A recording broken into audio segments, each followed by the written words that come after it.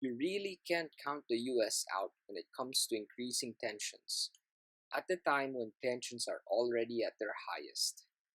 And this is exactly what they've done by allowing Nancy Pelosi to visit Taiwan.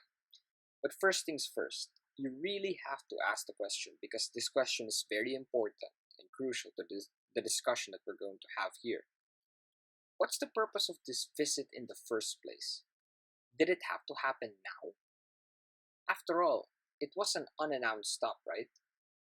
And this stop was made back in August too. Well, according to Nancy Pelosi herself, the House Speaker of the United States, she said she's visiting several Asian countries to discuss trade, climate change, security, and democratic governance. Those are her exact words, by the way.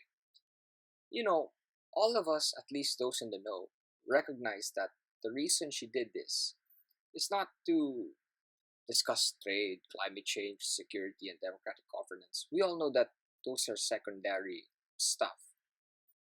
What she really wanted to do was to deliberately provoke the Chinese, to stick it to them that the US can do what they want, regardless of the fact that Chinese leadership was vehemently opposed to this trip of Nancy Pelosi. And also, perhaps, to even test the waters when it comes to how far the Chinese would go for Taiwan. But then again, I really think this is utterly insane, reckless, and stupid given what happened in Ukraine, right? To me, it's reckless, again, on the part of the US.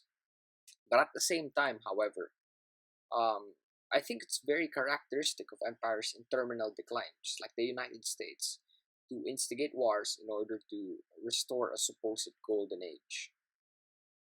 So, with all this, I mean, it really does beg the question, right? What has Pelosi accomplished by doing this? Or what is the visit signal to China? Well, two things. Two big things, at least in my opinion. Number one, to me, it's very clear that the US intends to eventually recognize Taiwan as an independent country. When that will occur, who knows, really. But it's inevitably going to happen given their outright disrespect for China's red lines. In this case, it's Taiwan, obviously. So, with this, the US is deviating away from their commitment to the One China policy regarding Taiwan that was essentially the anchor, one of the essential anchors for the US China relationship for decades. And number two, she once again made the US appear very weak and divided. How? Because she ignored the advice of the most informed parts of the executive branch. Biden made it worse by insisting that he couldn't influence her. And when I read about this, I was thinking, I was like, what? You're the U.S. president, and you can't even tell one of your top officials to stand down at this crucial moment. So what does that say about Biden, right? He's weak, and no one really takes him seriously. As a matter of fact, I think that he doesn't even know what's really going on because he's senile, right? He just signs whatever paper they ask him to sign without really reading it and whatnot. And this has led to this situation we now have at the moment. And before this visit, he even told Xi Jinping, because they had a conference call, right, that Pelosi's visit was a private thing and that it doesn't change US policy towards Taiwan and China. But look, any kind of analysis that you do here, if you analyze it, it's just blatantly stupid reasoning from the part of the White House. Because it's very difficult to convince the Chinese that the visit of the third most senior official of the US has absolutely nothing to do with foreign policy. Like, who are you tricking here? Am I right? It's just absurd, especially given the fact that China has time and time again stated that the reunification of Taiwan with the mainland is an extremely important thing for them.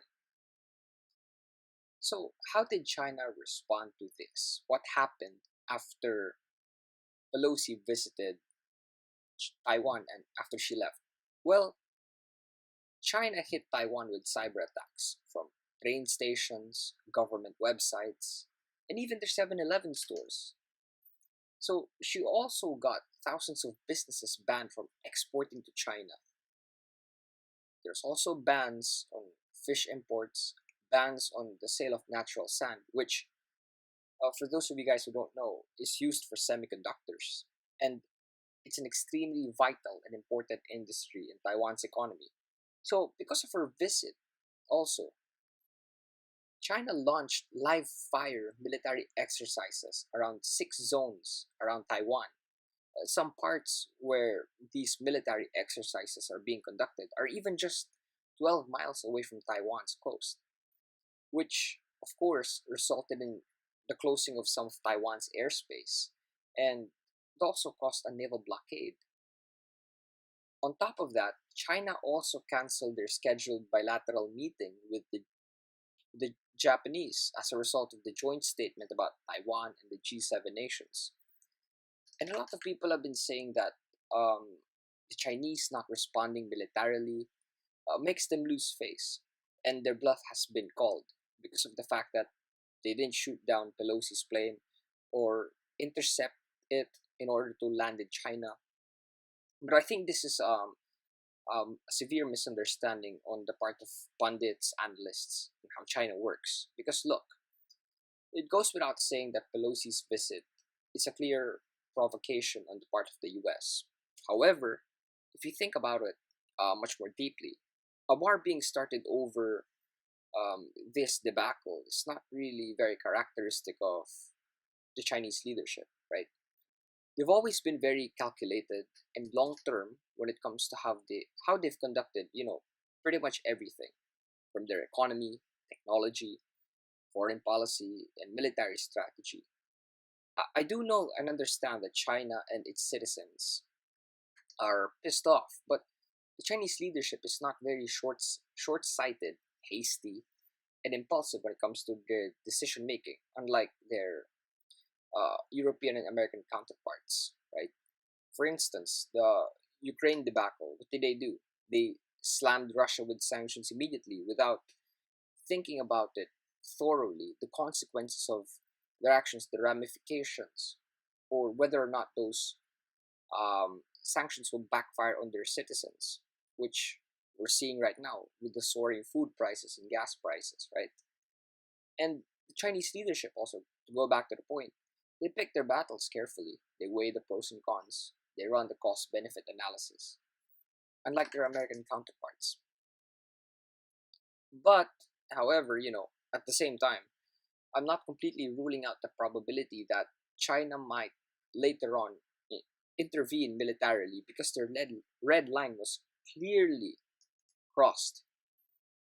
China, even before the visit, and this is important, for a lot of people to understand, they really tried their damnedest to dissuade Pelosi from visiting Taiwan. They even went so far as to say that, we're going to respond extremely strongly if Pelosi does visit Taiwan. What type of response, you say?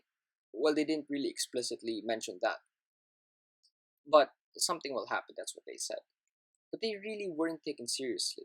So this just means that, the diplomatic option was already exhausted by the Chinese. And with the live Chinese military exercise going on right now in around Taiwan until August 7th, the question really is, will China be content with flexing its military might to send Taiwan and the US the clear signal that they're appalled by Pelosi's visit, or will they turn the live fire exercise into an invasion of Taiwan? The answer to that question really depends on the statements that will be uttered by Biden and the White House in the following days. Because, it really is a precarious situation, if you ask me. And at this moment, it's very difficult to tell how things would materialize moving forward due to how quickly the situation has changed and escalated. But yeah, you know, overall, I do think that the Americans pulled off an insane stunt once again. Basically taking an already dangerous situation and making it even worse.